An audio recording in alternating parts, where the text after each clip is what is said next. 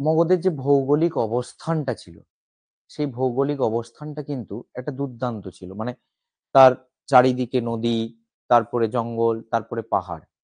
তাহলে অ্যাডভান্টেজটা মগধ পেয়ে যাচ্ছে। নদীতে ব্যবসা বাণিজ্য করার ক্ষেত্রে তার একটা সুবিধে হচ্ছে, জঙ্গল থেকে বনজ সম্পদ পেয়ে যাচ্ছে, এবং দ্বিতীয় কথা হচ্ছে পাহাড়, পাহাড়ের কিছু বনজ সম্পদ, পাহাড়ীয় অনেক সম্পদ সেগুলো পাচ্ছে। উপরন্তু অপরদিকে আমরা যদি যাই, তাহলে দেখব যে তোমাদের আহ, ওই বহিঃশত্রু যারা আক্রমণ করতে আসছে, তারা কিন্তু ওই পাহাড় টপকে বা ওই জঙ্গল পেরিয়ে, বা যদি আমি বলি তোমার ওই নদী পেরিয়ে আসাটা তাদের কাছে খুবই কঠিন। তাই মগধের আহ, মগধ ইকোনমিক্যালি দিক দিয়ে অনেকটা এগিয়ে গেছিল। এই মগধের নানান গল্প রয়েছে, যেটা আমরা পাটলিপুত্র এখন জানি, পাটনা, এই যেটা বৌদ্ধ গয়া, এই সমস্ত বৌদ্ধ জৈন আমরা গতদিন পড়তে গিয়ে আমরা দেখেছি গত ক্লাসগুলিতে, যে এর সেই সময়ে ঠিক অবস্থানটা কোন জায়গায় ইকোনমিক্যালি। যথেষ্ট অর্থনৈতিকভাবে সমৃদ্ধ একটা অঞ্চল ছিল মগধ। তার একটা ভৌগোলিক অবস্থান কারণ জানলাম। আর একটা কারণ, প্রধান কারণ কি, এখানকার যারা নেতৃত্ব, যারা রাজা, যারা নেতৃত্ব দিলেন, তারা যথেষ্ট সুদক্ষ ছিলেন। হ্যাঁ, তারা যথেষ্ট সুদক্ষ ছিলেন, কখনো বৈবাহিক সম্পর্কের মধ্য দিয়ে, আবার কখনো তাদের ক্ষমতা প্রতিষ্ঠার মধ্য দিয়ে তারা তাদের সাম্রাজ্যটার বিস্তার ঘটিয়েছিলেন। যাই হোক, আমরা ক্লাসে যাই, যে দেখি বিম্বিসার কতটা তার মগধ সাম্রাজ্যকে বাড়িয়েছিলেন। তাহলে এই মগধের উত্থানটা আমরা কোন শতকে পাচ্ছি? যে খ্রিস্টপূর্ব ষষ্ঠ শতকে ঐতিহাসিক ঐক্য ছিল না। এটা বলছে ঐতিহাসিকদের, যে এদের কেন ঐতিহাসিক ঐক্য, রাজনৈতিক ঐক্য ছিল না।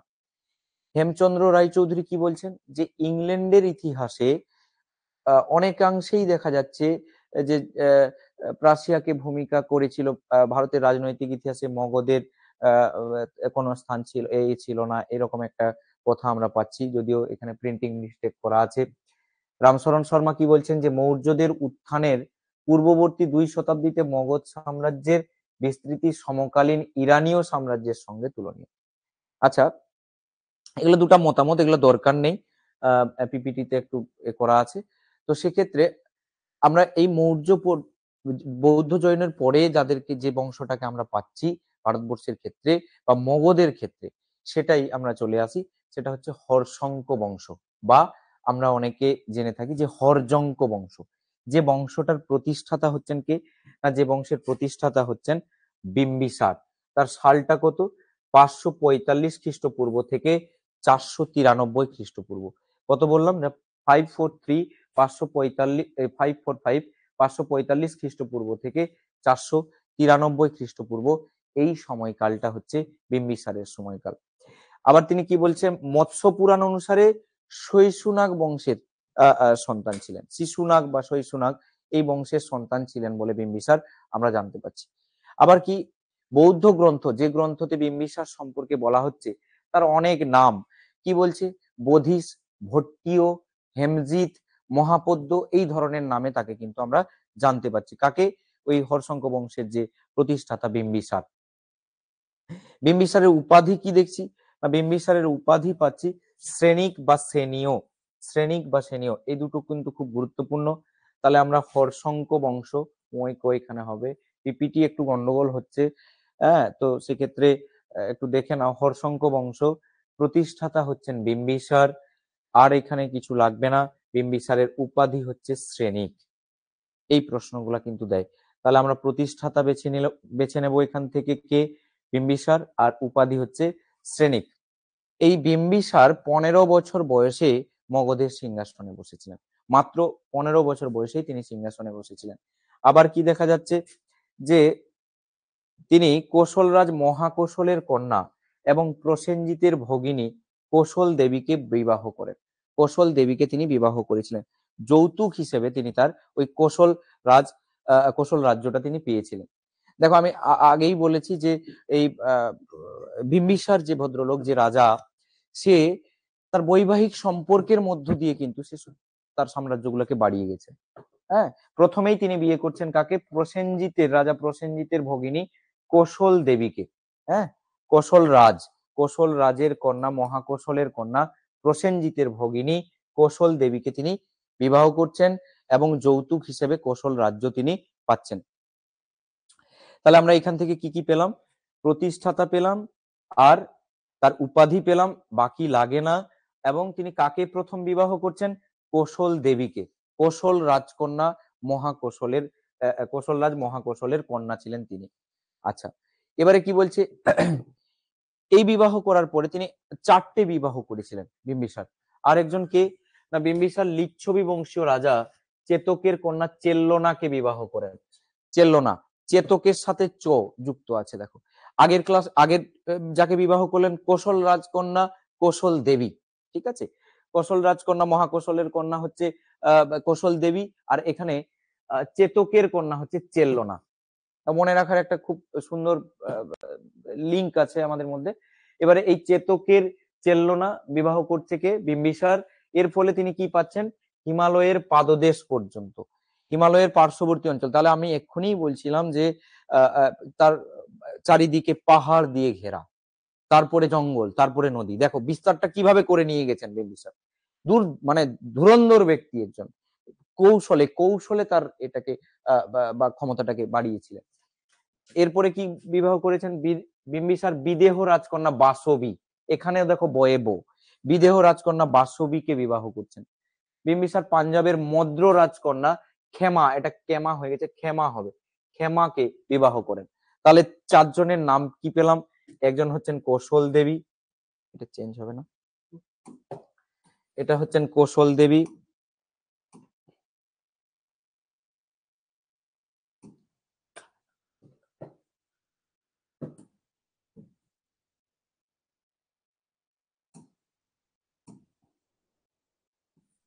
এই যে কৌশল দেবী, চেল্লনা, বাসবী আর ক্ষেমা, এই 4 জন নারীকে তিনি বিবাহ করছেন। কৌশল দেবী, চেল্লনা, বাসবী আর ক্ষেমা, ঠিক আছে। এটা হচ্ছে মহাকৌশলের কন্যা, ইনি হচ্ছেন চেতকের কন্যা, ইনি হচ্ছেন তোমার কি বলে বিদেহ রাজকন্যা, আর ইনি হচ্ছেন ক্ষেমা, হচ্ছেন আমাদের কে? না, মদ্র রাজকন্যা। এই 4 জনকে তিনি বিবাহ করছেন। এবারে কি না, বিম্বিসারের স্ত্রীগুলা, এই যে 4 জনের নাম লিখেছি। এবার বিম্বিসারের একমাত্র রাজ্য জয় অঙ্গরাজ্য ব্রহ্মদত্তকে যুদ্ধে পরাজিত ও নিহত করেন, অঙ্গরাজ্য লাভ করেন। ব্রহ্মদত্তকে এখানে যুদ্ধে পরাজিত করে তিনি অঙ্গরাজ্য লাভ করছেন। তার রাজ্যের আয়তনটা, বিস্তারটা প্রায় 300 লিগ বা 40,000 গ্রাম রয়েছে এখানে। 300 লিগ বা 40,000 গ্রাম। রাজধানী হচ্ছে গিরিব্রজ। তাহলে এখান থেকে এই তথ্যটা নোট ডাউন করতে হবে যে বিম্বিসারের রাজধানী কোথায় ছিল? গিরিব্রজ। বর্তমান নাম হচ্ছে রাজগীর।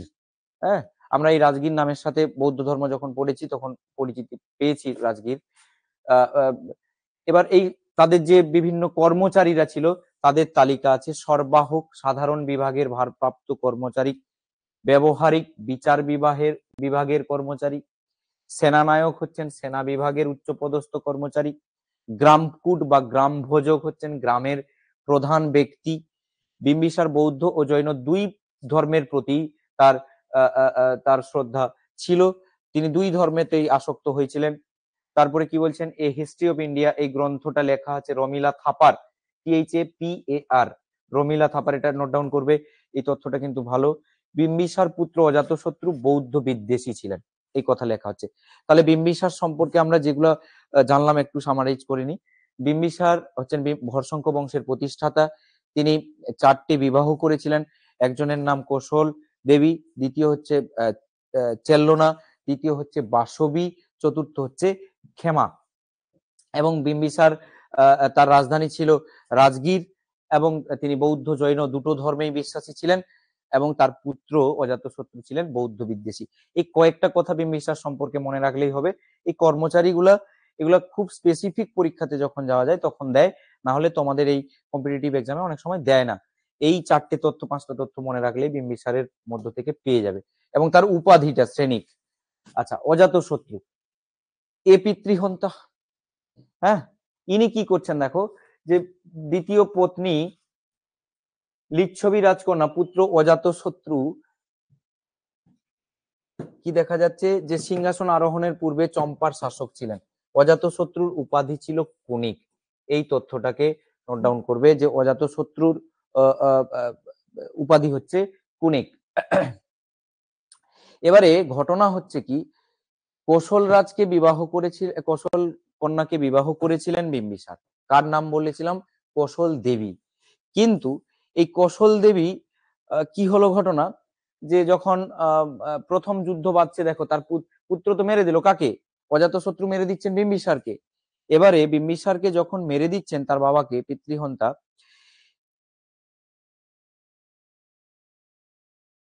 যখন মেরে দিচ্ছে সাম্রাজ্য লাভের জন্য, যখন তার রাজ্য জয়ের একটা দরকার হচ্ছে, তো সবাই ক্ষমতা প্রতিষ্ঠা করতে চায়। হ্যাঁ, অজাতশত্রু রাজা হতে চাইছেন, যে দেখছে যে আমার যদি পিতা বসে থাকে তাহলে তো আমি ওই রাজার জায়গাটা পাবো না। তখন কি হচ্ছে, তার পিতাকে মারতে হচ্ছে, তাকে হত্যা করে দিচ্ছে, যার জন্য পিতৃহন্তা বলা হচ্ছে।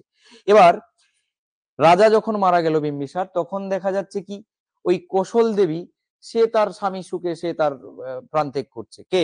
কৌশল দেবী। স্বামী সুখে তিনি মারা যাচ্ছেন। এবার তার যে শ্বশুর বাড়ি থেকে যে সম্পত্তিটা পেয়েছিল, যেটা ওই কৌশল রাজটা যৌতুক হিসেবে পেয়েছিল, এবার বাবু বেটা সেটা তো তার শ্বশুর ঘরে ফেরত নেবে। কে নেবে?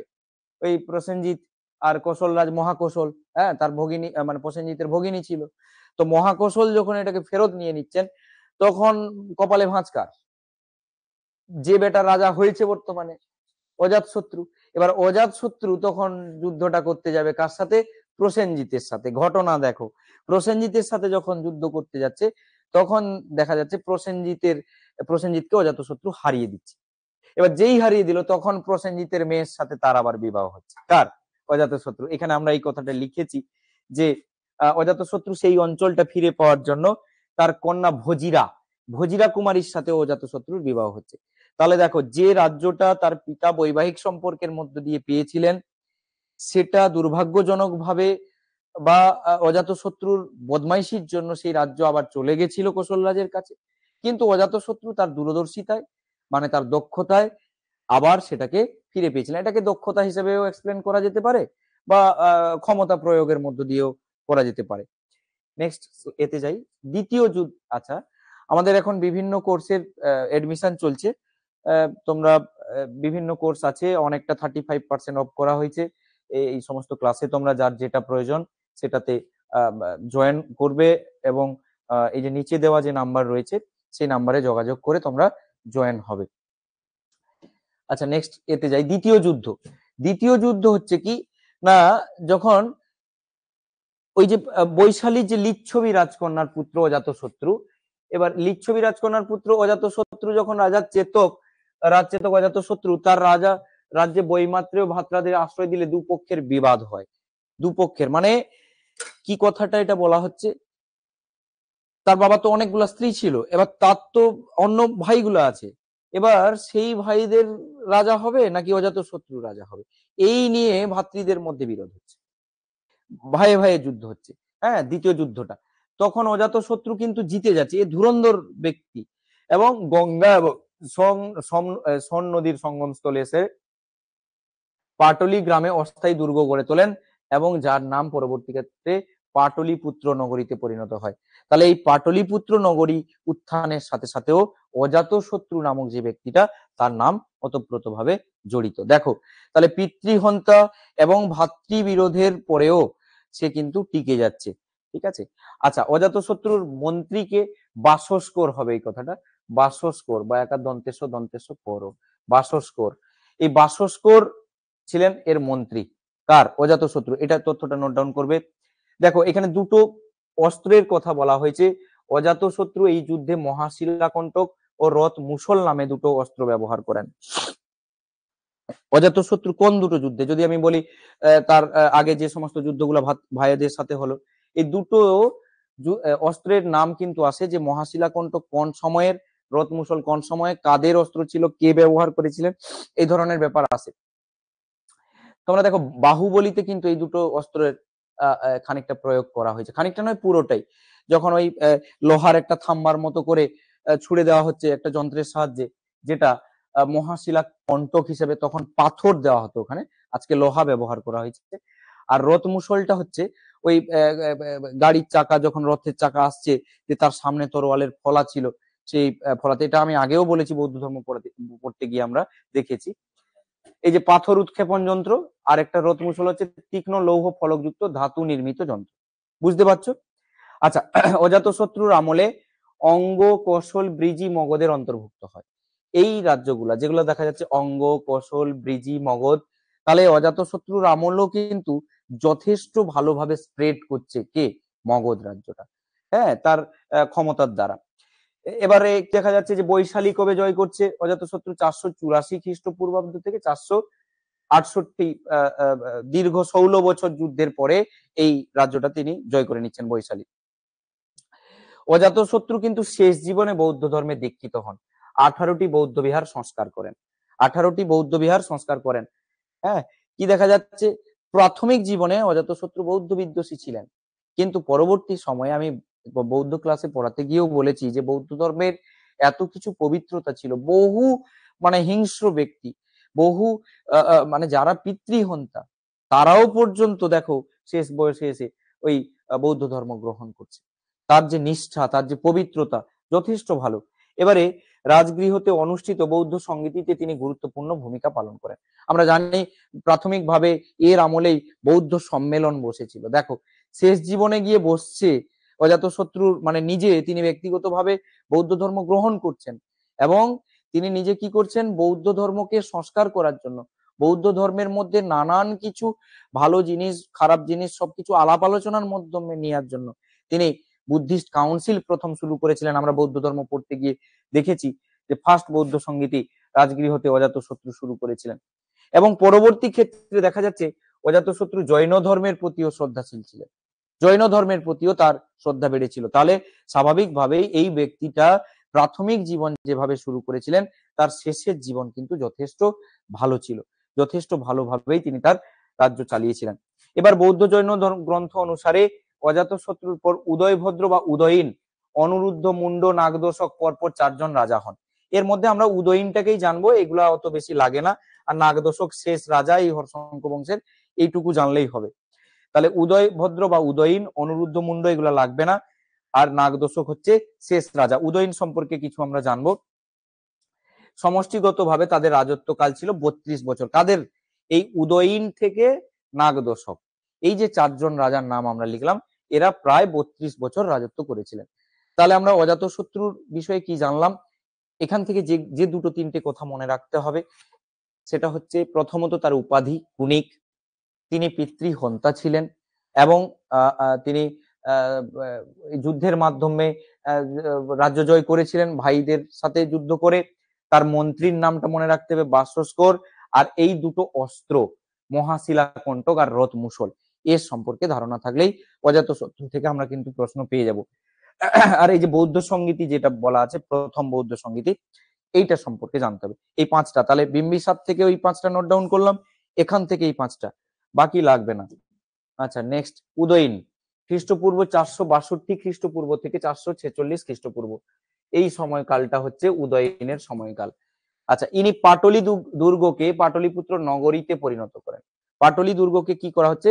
পাটলি নগরীতে, যেটা আমরা পাটলিপুত্র অজাতশত্রুর এতে পাচ্ছি, সেটা কিন্তু পরবর্তী ক্ষেত্রে উদয়ীন এর একটা যথেষ্ট জায়গা দিয়েছেন। অবন্তী পূর্ব ভারতের কয়েকটা অঞ্চল জয় করেন। অবন্তীরাজ পালক, প্রদ্যোতের পুত্র, রাজা প্রদ্যোতের পুত্র, এর সঙ্গে মগধের যুদ্ধ হলে অবন্তীরাজ পরাজিত হন। এটা একটা তথ্য। এবার অনিরুদ্ধ, মুন্ড, নাগদোষক ছিলেন সকলেই পিতৃহন্তা, অযোগ্য রাজা। সকলেই, প্রত্যেকেই ক্ষমতা পাওয়ার লোভে তার বাবাদেরকে, পিতাদেরকে হত্যা করেছে। হ্যাঁ, এবং পতন হচ্ছে কবে? 430 খ্রিস্টপূর্বাব্দে। তাহলে যখনই আমরা হর্ষঙ্ক বংশের শেষ চলে যাব, তখন কে কে দেখা যাচ্ছে না? শিশুনাগ, হর্ষঙ্ক বংশের শেষ রাজা, শেষ নরপতি। শিশুনাগ হর্ষঙ্ক বংশের শেষ নরপতি নাগদোষককে পরাজিত করে মগধের সিংহাসন দখল করেন। তাহলে কোন বংশ চলে আসবে এরপরে? শিশুনাগ। হর্ষঙ্ক বংশ শেষ হচ্ছে কাকে হাত ধরে? নাগদোষক। তাহলে প্রতিষ্ঠাতা কাকে পেয়েছিলাম? বিম্বিসার। শেষ রাজা কাকে পেলাম? নাগদোষক। কে হত্যা করছে? শিশুনাগ। ইনি কে ছিলেন না?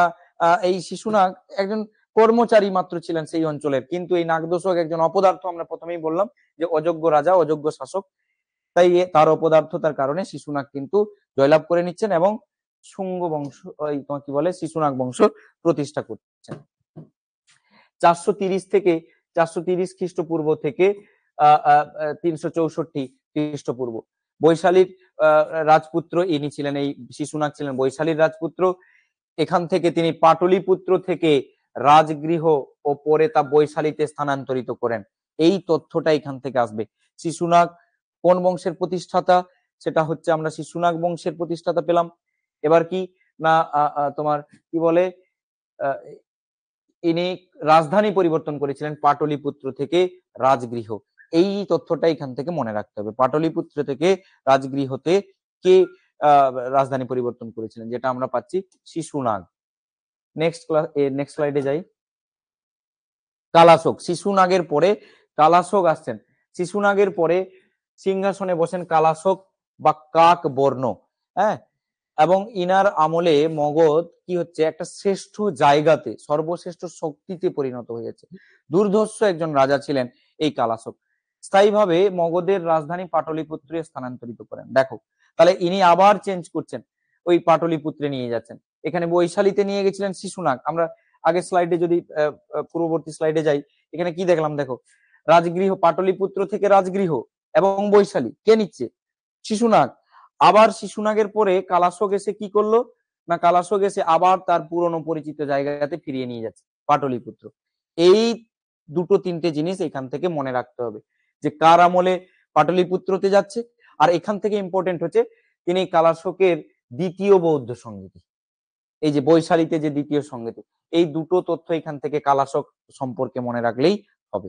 ঠিক আছে, এবার এটা সম্পর্কে দেওয়া আছে যে বানভট্টের হর্ষচরিত, মহাপদ্মনন্দ এখানে এরপরে কালাশোককে মারবে।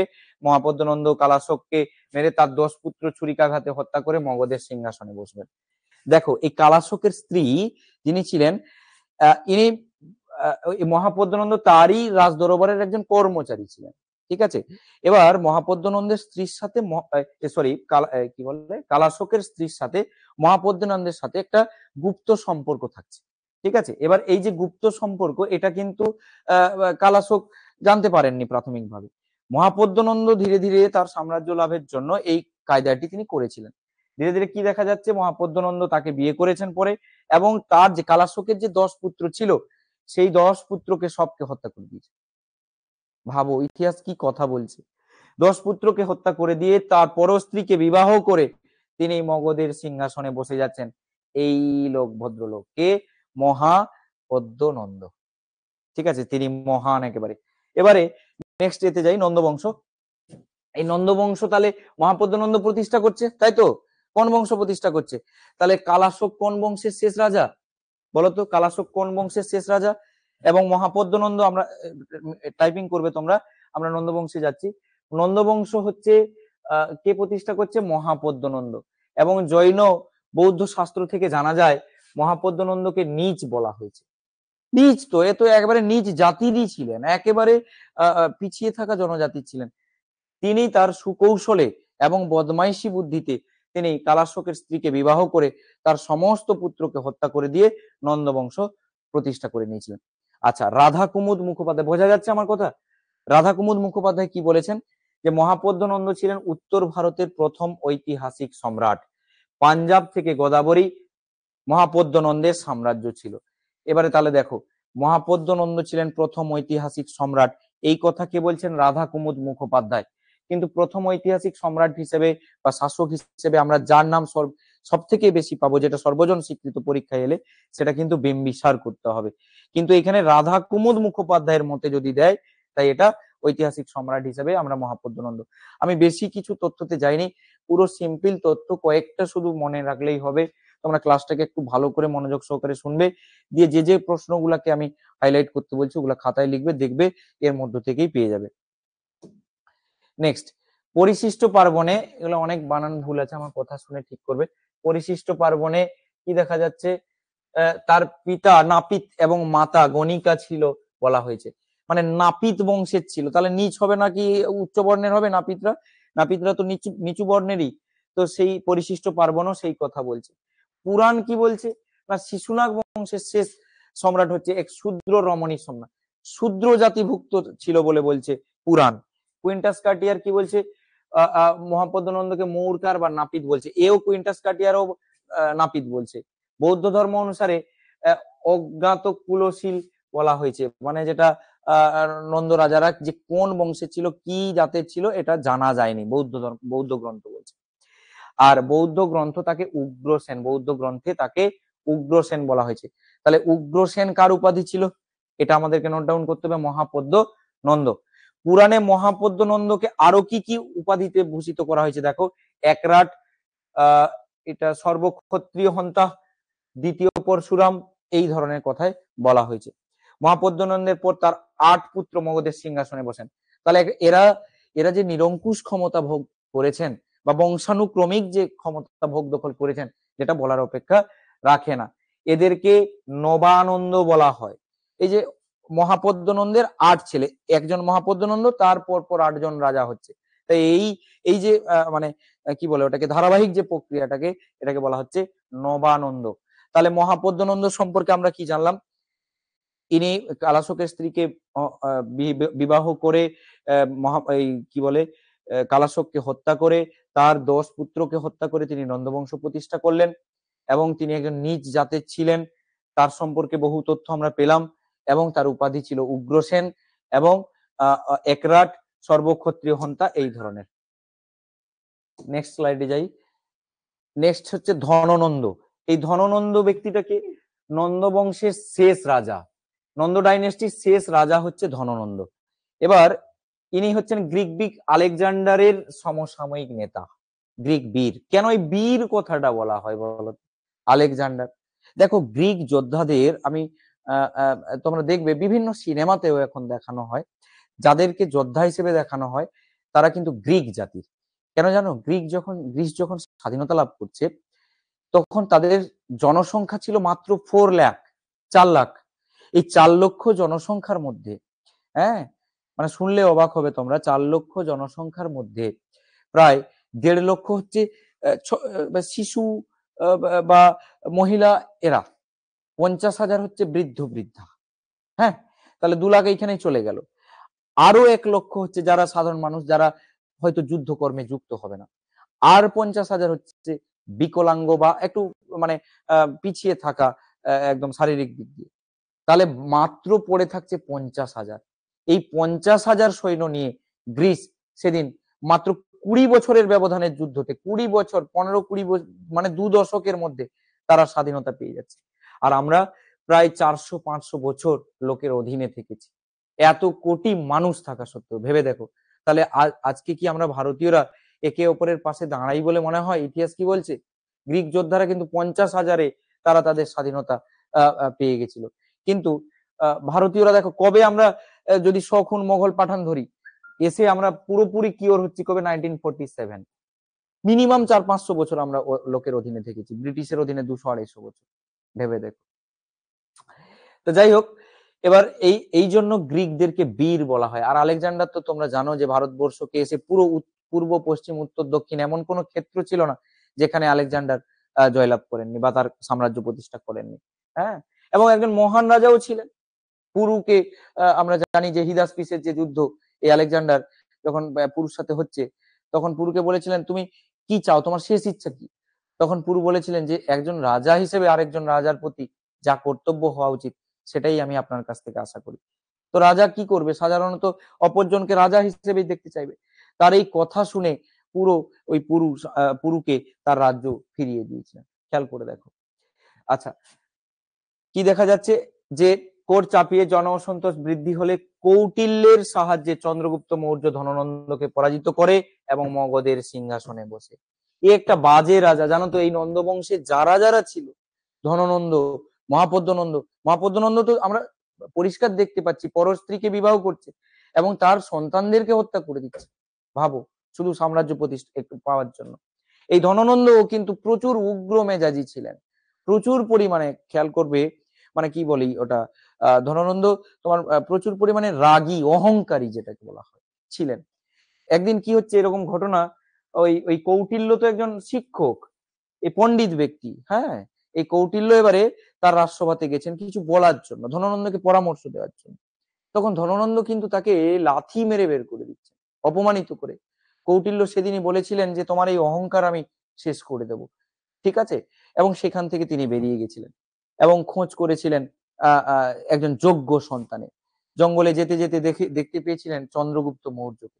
এই চন্দ্রগুপ্ত মৌর্য সম্পর্কে আমরা জানবো পরের ক্লাস থেকে, মৌর্য বংশতে যখন ঢুকে যাব। চন্দ্রগুপ্ত মৌর্যকে, তিনি একজন মানে দাস ছিলেন, লোকের খামারে কাজ করতেন, একজন মানে ওই যেমন আড়তদার জমিদার জোদ্দার হয় না, সেই জমিদার জোদ্দারের আন্ডারে এই চন্দ্রগুপ্ত কাজ করতেন।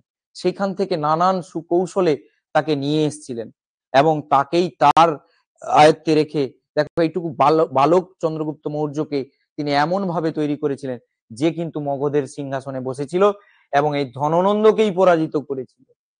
এই মানে কৌটিল্য এক অসম্ভব মানের বুদ্ধিমান ব্যক্তি, খুব চতুর ব্যক্তি ছিলেন। আমরা চন্দ্রগুপ্ত মৌর্য যখন পড়বো, নানান কৌটিল্যের গল্প পড়বো, নানান চন্দ্রগুপ্ত মৌর্যের গল্প পড়বো, খুব ভালো লাগবে। ঠিক আছে, এবারে তাহলে আমরা পরের ক্লাসে যাব। এই ধননন্দ শেষ করলাম।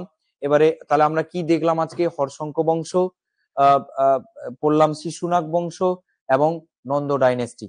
ঠিক আছে, পরের ক্লাসে আমরা চলে যাব মৌর্য বংশতে, দেখবো সেখানে কত ইন্টারেস্টিং আমরা একে একে গল্প পাচ্ছি। ঠিক আছে, তো সেক্ষেত্রে তোমরা ক্লাসগুলোতে জয়েন হও পরবর্তী ক্লাস থেকে এভাবেই, তাহলে সেক্ষেত্রে আমার ক্লাস করাতে সুবিধা হবে। আমি জানি না কতটা কি বোঝাতে পারছি তোমাদের, তবে যদি ভালো লাগে আমার সঙ্গে থেকো, আমিও উৎসাহ পাবো তোমাদের ক্লাসগুলা করানোর ক্ষেত্রে। ঠিক আছে, যদি কারো কোনো প্রশ্ন থাকে করো। 2 মিনিট সময় দিচ্ছি।